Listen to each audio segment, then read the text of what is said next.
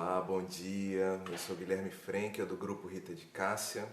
Nós estamos aqui no dia 26 de julho de 2021 para realizar a palestra pública que tem sido disponibilizada pelo nosso canal do Grupo Rita de Cássia do YouTube. É uma felicidade enorme estar aqui mais uma vez, dividindo com vocês algumas impressões, algumas reflexões, alguns estudos sobre a doutrina espírita. Mas antes da gente começar, vamos fazer a nossa prece para que nós possamos nos sintonizarmos com as melhores vibrações, com o apoio que os amigos espirituais da casa com certeza nos oferecem. Querido irmão Jesus, amigo querido, aqui nós nos encontramos reunidos mais uma vez com o nosso propósito de buscarmos melhorar os nossos posicionamentos diante da vida, a fim de gerarmos um pouco mais de felicidade e de prosperidade,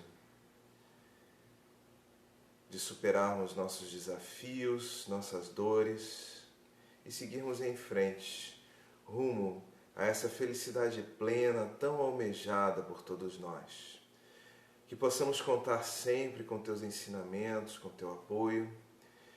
Te agradecemos a possibilidade de estarmos em contato com a doutrina espírita que tanto tem nos ajudado. E assim, estimulados ao estudo, à reflexão, que possamos, de nossa parte, abrirmos nossas mentes e corações para recebermos a visita de nossos mentores, dos mentores da casa, que possamos receber através dessa visita os recursos de que necessitamos para nos fortalecermos e seguirmos em frente. Mas acima de tudo, que possamos reconhecer nas reflexões trazidas à luz do Evangelho segundo o Espiritismo, que se baseia nas Tuas palavras, Senhor Jesus, o maior tesouro que possa direcionar nossos sentimentos, pensamentos e atitudes. Sendo assim, de nossa parte, que possamos iniciar esse nosso movimento de reflexão da manhã de hoje. Graças a Deus. Muito bem, meus amigos, nós ficamos com o convite de conversarmos um pouquinho sobre o item beneficência, que está no capítulo 13 do Evangelho segundo o Espiritismo, especificamente os itens 14 a 16 e o item 20, que vão falar um pouco sobre as formas de beneficência, as formas de caridade, o alvo, aqueles a quem nós devemos direcionar essa caridade, trazendo uma reflexão, um material de apoio muito vigoroso para que nós possamos pensar sobre a forma como nós nos posicionamos diante da doutrina espírita, da forma como nós nos posicionamos a partir dela na vida. Bem, eu acho que para quem está chegando, para quem não é espírita, talvez seja importante falarmos de algumas premissas, alguns princípios básicos que são sempre basilares nas nossas reflexões e que nos ajudam a compreender um pouco melhor sobre o conteúdo que é abordado. Talvez um dos pontos mais importantes para nós pensarmos seja a existência de uma potência soberanamente boa e justa, onipresente, onipotente, onisciente, no grau mais elevado de perfeição que ultrapassa inclusive a nossa capacidade plena de perfeição. Nossa perfeição, essa que nós na doutrina espírita costumamos perseguir enquanto espíritos que somos, ela não se iguala a essa perfeição divina, dessa figura que nós arbitramos chamar por Deus. A existência dessa entidade soberanamente boa e justa traz algumas implicações muito importantes nesse jogo chamado vida, porque nos obriga a refletirmos sobre nossa dificuldade de enxergarmos a justiça, a bondade, a misericórdia. E nos traz alguns desafios, porque estamos muitas vezes acostumados a pensarmos em uma existência única, muitas vezes em uma única passagem na matéria, e vemos tantas coisas acontecendo à nossa volta que temos dificuldades de compreender. Bem, diante desse cenário, existem alguns outros princípios que Allan Kardec conseguiu enunciar a partir do seu estudo com os espíritos desencarnados, que nos ajuda bastante. Um deles é a percepção da imortalidade da alma, nos dizendo que nossa vida não se encerra aqui nessa experiência. Nós tivemos experiências antes de nascermos, continuaremos tendo experiências depois de morrermos. A vida, o espírito tem uma vida imortal, que vai se transformando ao longo do tempo através dessas vivências, chamadas reencarnações. Então é importante que nós possamos ter isso em mente no momento em que nós vamos pensar sobre justiça, sobre bondade, sobre misericórdia. Essas questões elas se apresentam em nossas vidas em conformidade com o contínuo do tempo. Então a coerência se forma não em uma encarnação, mas neste jogo de encarnações, a fim de cumprir o objetivo de nos ajudar a entendermos as leis de Deus, a progredirmos e a chegarmos a um grau de perfeição máximo possível para um espírito imortal que somos.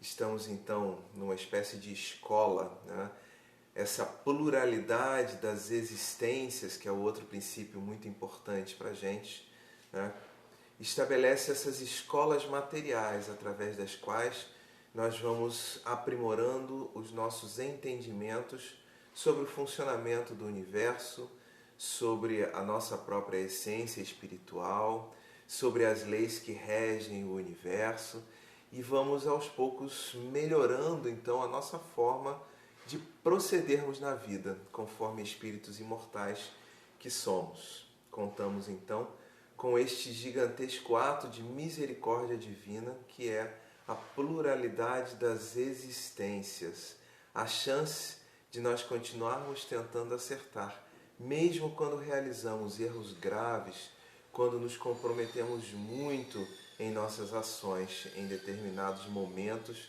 de nossas existências.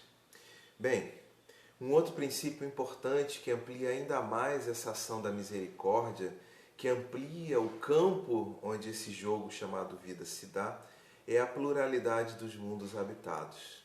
De alguma forma que ainda compreendemos pouco, a doutrina espírita nos apresenta a existência de diversos mundos. A Terra não é o único mundo onde existem espíritos em seus exercícios de descobrimento do mundo.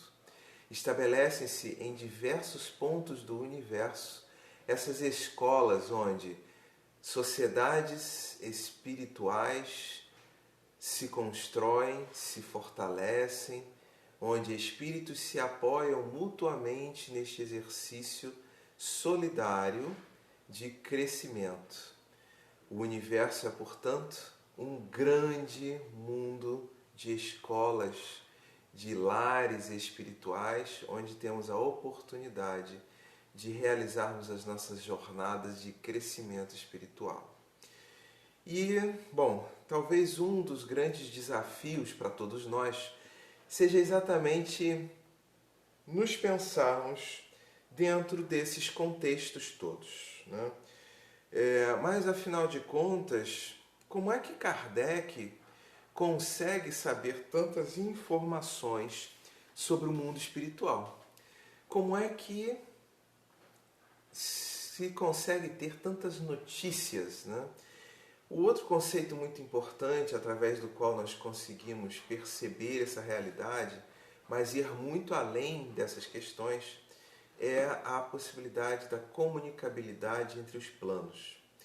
O plano dos espíritos encarnados e o plano dos espíritos desencarnados, que na realidade se confundem, porque interagem um sobre o outro o tempo todo. Os espíritos desencarnados interagem com os espíritos encarnados e os espíritos encarnados interagem com os espíritos desencarnados. Nós influenciamos as ações uns dos outros o tempo todo, a partir dos nossos pensamentos, dos nossos sentimentos, das nossas escolhas, das nossas ações. São mundos solidários, né? Então, através dessa comunicabilidade, especificamente através de uma habilidade especial chamada mediunidade, é que Kardec teve a possibilidade de entrevistar, de entrar em contato com espíritos desencarnados para saber como era a vida no plano dos espíritos desencarnados. Então esse é um dado muito importante. A partir dessas pesquisas, Kardec pôde entender como eram as escolhas feitas aqui no mundo dos encarnados se desdobravam ao chegar à pátria espiritual. Kardec teve a oportunidade de saber como era o preparo para a chegada, para a vinda dos espíritos desencarnados. Ele conseguiu entender muitas regras de funcionamento, conseguiu perceber e enunciar as leis divinas de uma forma muito especial. Bem, depois dessa introdução, nós podemos finalmente começar a nossa reflexão sobre a beneficência. E talvez uma das questões importantes para nós abordarmos seja exatamente a partir destes princípios. Eu já trouxe alguns pontos aqui muito importantes para nós nessa reflexão de hoje. Primeiramente, que a vida é solidária, né? Nós estamos interligados, espíritos encarnados e espíritos desencarnados. Formam-se sociedades espirituais de espíritos desencarnados no mundo espiritual. Formam-se sociedades solidárias dos espíritos desencarnados, mas também formam-se sociedades solidárias dos espíritos encarnados. Talvez seja mais fácil nós pensarmos nessas sociedades solidárias dos encarnados, porque afinal de contas nós conseguimos pensar no nosso grupamento de espíritos encarnados que se constituem em torno da torcida dos nossos jogos de futebol, que se fundem em torno do nosso fazer, do nosso trabalho, da nossa profissão, da nossa família, da nossa comunidade, a comunidade onde nós residimos, né? A comunidade, as associações de bairro, as associações chamadas cidades, as associações chamadas estados, as associações chamadas países, a associação chamada Planeta Terra. Percebemos que em diversos graus, em diversos níveis, seres humanos, ou seja, espíritos encarnados, se organizam em torno de ideias abstratas, estabelecendo comunidades, né? Então surge esse sentido da comunidade dos moradores do bairro do Leblon, da comunidade dos moradores do bairro de Ipanema, que se organizam, que se conversam, que lutam a favor da melhoria e da manutenção das questões importantes da sua comunidade, do seu bairro. Surgem as comunidades dos torcedores dos times de futebol, que se organizam para manter o time de futebol, que torcem, que se organizam para manter um sentido de identidade, que celebram as conquistas, que choram pelas derrotas. Nesse grande movimento, nós vamos percebendo que nós, seres humanos, nos significamos a partir desse sentido de grupo, de coletivo. Todos nós fazemos parte de alguns coletivos. Eu, por exemplo, não faço parte de nenhum coletivo de futebol. O meu filho faz parte do coletivo de futebol chamado Flamengo. Orbita em torno, né? Ele gosta dos movimentos do futebol, gosta das cores do time, consome produtos ligados à marca do time. Eu não sou muito ligado a esportes, mas faço parte de um outro grupo, chamado Grupo Espírita, né?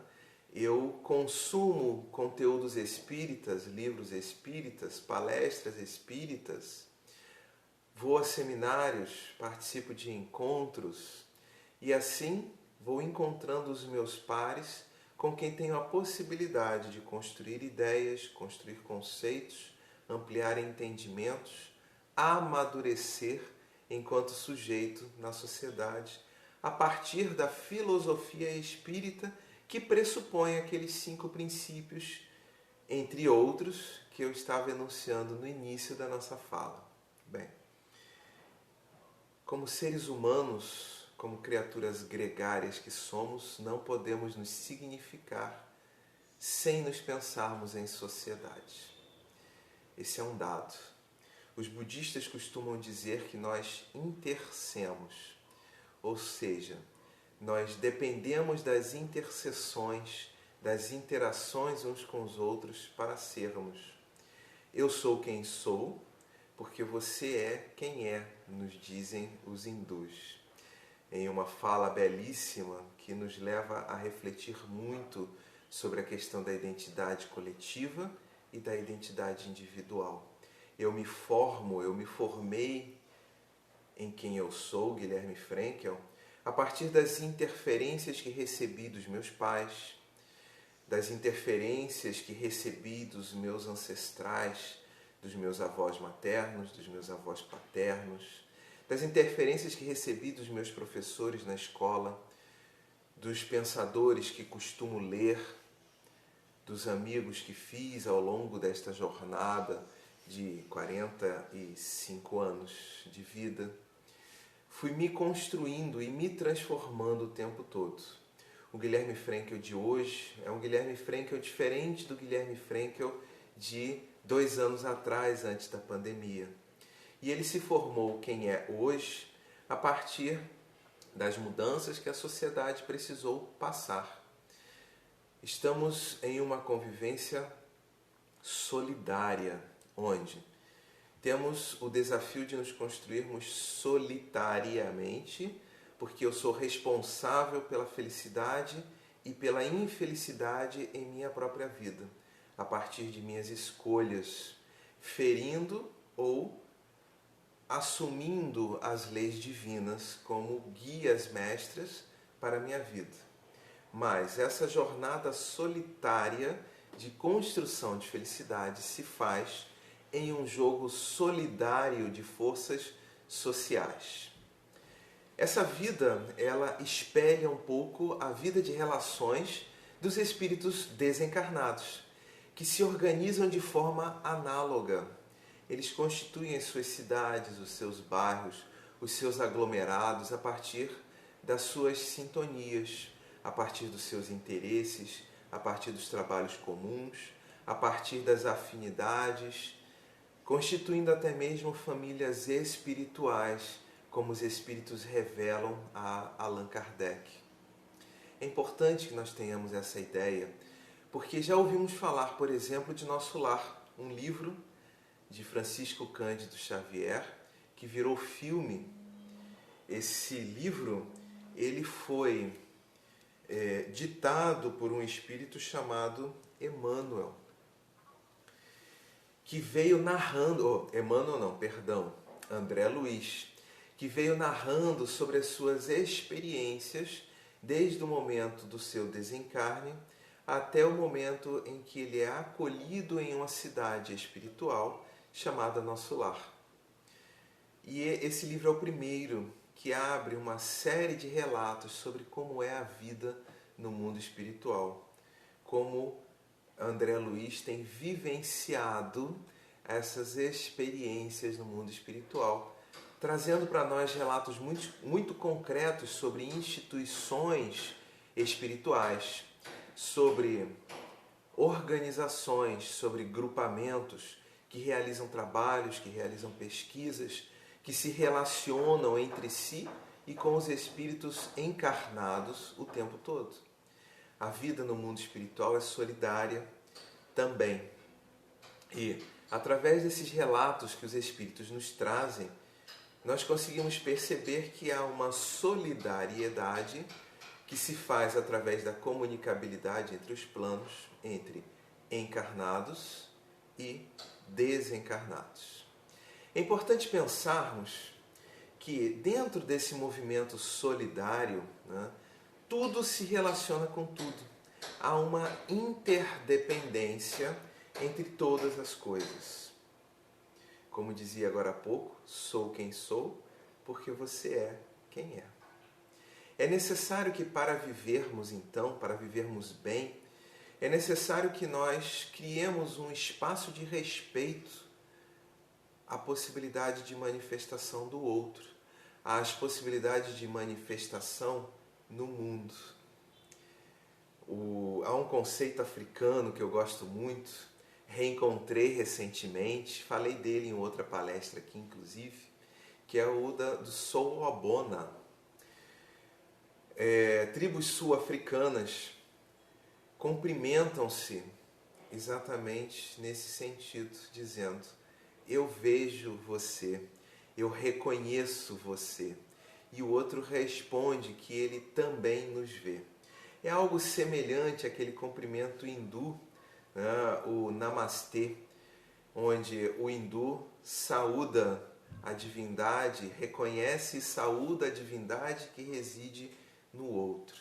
Bem, numa sociedade onde parece que temos cada vez menos liberdade, onde sequestramos cada vez mais a liberdade do indivíduo, em que nos vemos cada vez mais presos à repercussão, à manutenção de hábitos de consumo em massa, onde talvez estejamos cada vez menos aptos, onde tenhamos cada vez menos espaço para sermos criativos, esse talvez seja um grande desafio.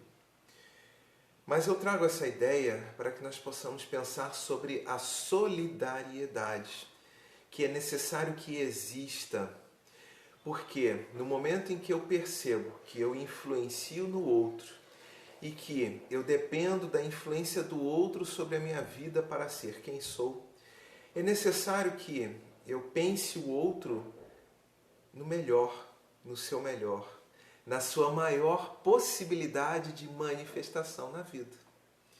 É necessário que eu perceba que muitas vezes eu vou precisar abrir mão de alguma coisa que eu tenho em favor do outro, para que ele possa desenvolver-se, para que ele possa ser quem é.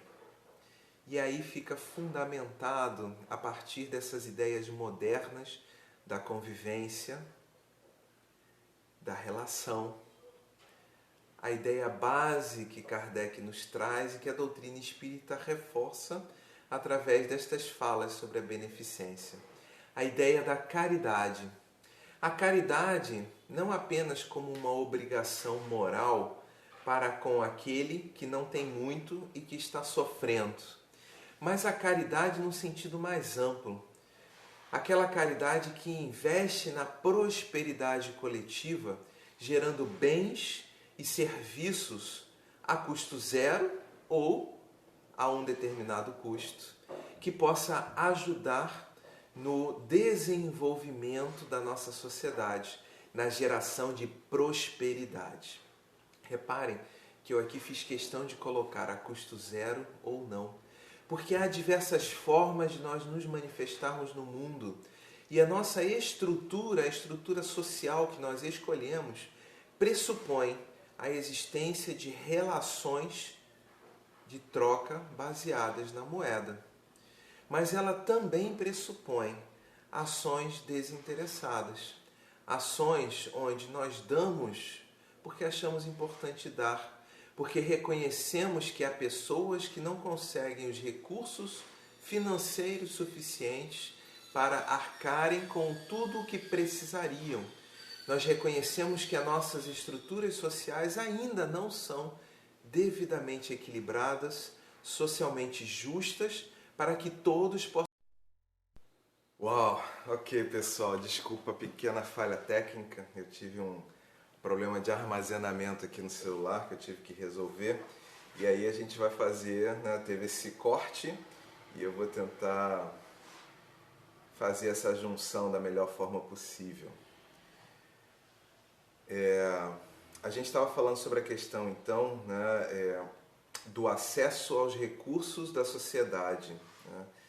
A gente pode pensar, né, então, sobre a necessidade que nós temos de nos organizarmos de alguma forma para darmos àqueles que pouco têm os recursos de que necessitam. E isso tem sido pensado de várias formas ao longo da história de nossas sociedades, né? Muito comumente, o próprio Kardec usa esse termo, né? A ideia da esmola, né? Muito frequentemente nós damos daquilo que nos sobra, daquilo que temos, que não precisamos mais, das coisas que não têm mais utilidade, né? A gente faz esse movimento de ir em direção ao outro. Mas Kardec nos diz que dentro desse movimento das relações, né, das relações solidárias, é necessário mais do que prover apenas materialmente. Até porque, se somos espíritos imortais, conquistando conhecimentos e sentimentos espirituais, nosso objetivo principal não é a vida no mundo, no planeta Terra, né? Nosso principal objetivo enquanto espíritos é o desenvolvimento das nossas competências espirituais. Essa é a ideia primordial que nós precisamos refletir, né? Do ponto de vista espiritual, o que realmente importa? É importante que nós tenhamos condições de viver, de estarmos vivos, interagindo uns com os outros, sem a menor sombra de dúvida. Se recebemos esse benefício que é a encarnação, é necessário zelarmos por ele da melhor forma possível, para estarmos todo o tempo possível aqui na Terra, realizando os aprendizados que forem necessários. Essa é uma ideia. Bem, a outra premissa muito importante dentro desse contexto todo, ela vai além disso. Porque o espírito precisa muito mais do que apenas as questões materiais. Ele precisa do apoio, da palavra de consolo, da indulgência. Ele precisa que nós acreditemos, ele precisa que nós compartilhemos conhecimentos. Ele precisa que nós sejamos fraternos e não inimigos uns dos outros. Para que nós possamos nos desenvolver com paz, com harmonia, com tranquilidade, é necessário que nós possamos, então, entregar ao outro os melhores sentimentos, palavras de apoio, palavras de amor, palavras de ajuda, gestos de simpatia, muito mais do que ações que possam congelar o outro, sequestrar a sua liberdade, desestimulá-lo ao movimento de desenvolvimento de suas competências. É necessário libertar e estimular ao crescimento. É necessário reconhecer efetivamente a divindade que existe no outro. E esse talvez seja um ponto muito valioso na nossa reflexão. Porque a caridade, da forma como os Espíritos trazem para Kardec no Livro dos Espíritos, ela não tem nada de relação com o dar material. Ela pode se dar através do dar material, mas ela se dá na forma como nós nos relacionamos com o outro. Os Espíritos nos falam sobre benevolência para com todos, indulgência para com as imperfeições alheias, perdão das ofensas. São atitudes relacionais que reconhecem a existência do outro, a necessidade do outro de se desenvolver, a possibilidade do outro em errar, a possibilidade do outro até mesmo em nos machucar neste processo, da mesma forma como nós machucamos o outro neste processo, da mesma forma como nós erramos quando estamos em processo de aprendizado. A necessidade que nós temos de contar com a benevolência do outro quando trazemos nossas ideias, quando estamos desenvolvendo nossas competências a necessidade de acessarmos este espaço de conhecimento coletivo, este espaço de torcida coletiva. O que seria do Flamengo, do meu filho, se não tivesse torcida? O que seria nessa movimentação da vida se não estivéssemos nos apoiando mutuamente nas questões, se não estivéssemos compartilhando conhecimentos, possibilidades de ação? Sermos caritativos, portanto, é muito mais do que acharmos apenas o espaço para doarmos para o outro. É acharmos um espaço interno para querermos o melhor do outro, para desejarmos que ele cresça, que ele se desenvolva. E aí, nesse sentido, pode ser que em determinados momentos de nossas existências nós não tenhamos tantos recursos financeiros assim quanto gostaríamos de ter. Pode ser que seja difícil para nós darmos algo de material. Pode ser que nem tenhamos tanto conhecimento assim para ofertarmos ao outro. Mas, se olharmos à nossa volta, as possibilidades de relação são infindáveis e sempre acharemos uma forma de dedicar um pouco ao outro. Podemos pensar em dedicarmos o nosso tempo na fabricação de casas, como vemos determinados projetos por aí. Podemos dedicar um pouco do nosso fazer profissional sem cobrar. Podemos dar aulas sobre aquilo que nós sabemos para as comunidades que têm pouco acesso. Mas principalmente, se nós vamos para estas relações, acreditando no outro, abrindo os nossos corações para nos relacionarmos com o outro, se nós estamos abertos à possibilidade de crescimento com o outro, esta sim é a grande caridade que pode ser feita. Acreditar no outro, investir os nossos melhores sentimentos, sermos afetuosos, sermos amáveis, emprestarmos os nossos ouvidos, darmos do nosso tempo, sermos justos nas nossas relações financeiras, buscar fazer com que a sociedade funcione da melhor forma possível, votar com responsabilidade, olhar nos olhos daquele com quem nós conversamos, sermos fraternos, mesmo nos momentos em que trazemos informações ruins, difíceis de serem acolhidas pelo outro. São desafios que a caridade nos propõe e que são desafios acessíveis a quaisquer uns de nós, porque nós não conseguimos viver de forma isolada. Precisamos consumir, precisamos nos deslocar, precisamos cruzar os nossos olhares com outros irmãos assim como nós. Conter a nossa fala destrutiva, transformar as nossas falas em falas construtivas, conter a fala de crítica que nada facilita na solução dos problemas, são formas caritativas. Evitarmos propagar o erro do outro sem necessidade, apenas para diminuí-lo, para evidenciar a sua imperfeição. Transformar cada possibilidade de erro em uma possibilidade real de aprendizado, acolhermos a ideia do diferente, por mais diferente que seja a nossa ideia em relação à do outro, abrirmos espaço para que ele se expresse, conversarmos muito mais do que brigarmos, porque pode ser que também possamos aprender e ampliar as nossas ideias a partir dessas conversas. São possibilidades da prática da caridade que se abrem em nossas existências o tempo todo.